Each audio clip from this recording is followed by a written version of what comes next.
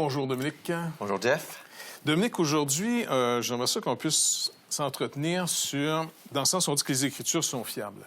Mais c'est sûr que si les Écritures disent qu'ils sont les Écritures ou la parole de Dieu, bien, c'est un peu parler pour elles-mêmes. Est-ce qu'il y a d'autres sources en dehors des Écritures qui peuvent parler des mêmes événements ou, encore une fois, de ce que ça promettait ici dans le livre? Oui, absolument. On a des auteurs non chrétiens qui confirment certaines informations qu'on trouve dans les évangiles. Et certains de ces auteurs, non seulement ils ne sont pas chrétiens, mais en plus, on peut dire que ce n'est pas vraiment des fans de Jésus ou des fans du christianisme. Donc, une des sources principales qu'on a, c'est un historien juif du 1er siècle qui s'appelait Joseph. Et il écrit à la fin du 1er siècle, donc en 93 à peu près. Il y a 2 textes chez Joseph qui parlent de Jésus. Un texte qui est un peu contesté parce que des gens disent que le texte a été modifié par les chrétiens. Donc on le met de côté.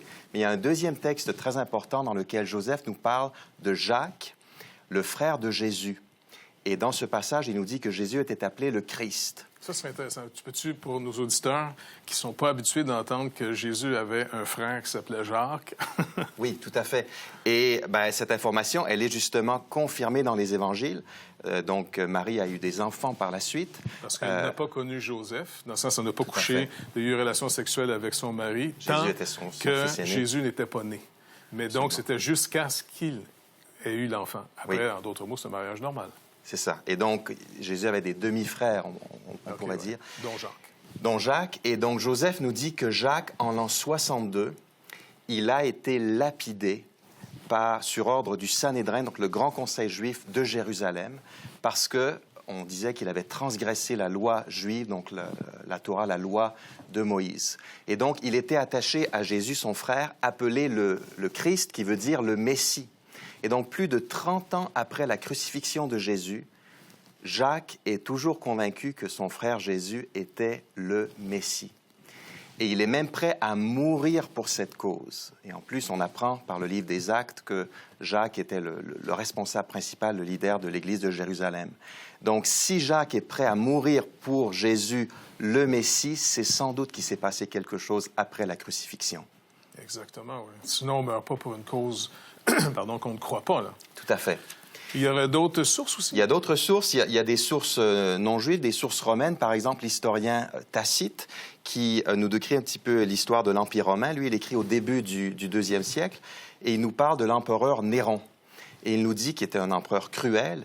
Il nous dit qu'à l'époque de Néron, il y a eu un grand incendie qui a détruit une partie importante de la ville de Rome. Et les habitants de Rome pensaient que c'est Néron lui-même qui avait mis le feu à la ville.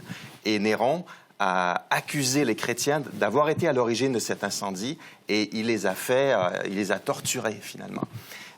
Et donc, il nous décrit ce mouvement chrétien de l'époque donc de l'incendie en l'an 64. Il nous dit qu'à Rome, il y avait une grande multitude de chrétiens à cette époque-là qui ont été prêts, encore une fois, à mourir pour leur foi puisqu'ils ont été persécutés par Néron. Donc, ils n'ont pas renié leur foi chrétienne. Ils étaient prêts à mourir pour ce Jésus appelé Christ. Et Tacite donc, nous dit que Christ avait été mis à mort par Pilate à l'époque de Tibère. C'est exactement ce que nous disent les évangiles. Donc, c'est déjà 2 sources externes aux Écritures qui nous donnent encore de valider ce qu'on croit ici. Tout à fait. Chose intéressante, c'est que le Seigneur a permis que ses premiers disciples, jusqu'à aujourd'hui en passant, mais principalement les 200-300 premières années, beaucoup sont morts pour leur foi. Donc, c'était pas simplement une religion pour améliorer ta petite vie présente. Non. Parce que tu payais cher des fois d'y croire. Hein? Et ça suggère vraiment qu'il s'est passé quelque chose après la crucifixion. Et nous, chrétiens, croyons que c'est la résurrection de Jésus qui a tout changé pour ces personnes et qu'elles ont été prêtes à mourir pour leur Sauveur, Jésus-Christ. La résurrection, encore une fois, vraiment le point le plus central du message de l'Évangile. Le travail a été parfaitement accompli par sa mort. Et donc, la résurrection, la nouvelle création est commencée. Quiconque met son espoir en Christ trouve la même vie que ces gens-là étaient à perdre leur existence d'aujourd'hui. Parce qu'il y avait quelque chose de beaucoup mieux qui s'en venait. Une espérance. Exactement. Merci beaucoup, Dominique. Très apprécié. La Bonne Nouvelle, en collaboration avec le Messager chrétien, vous offre gratuitement le recueil de méditation quotidienne La Bonne Semence. Pour en recevoir un exemplaire, écrivez-nous à l'heure de la Bonne Nouvelle, casier postal 25015, Trois-Rivières, Québec, G8Y0B5.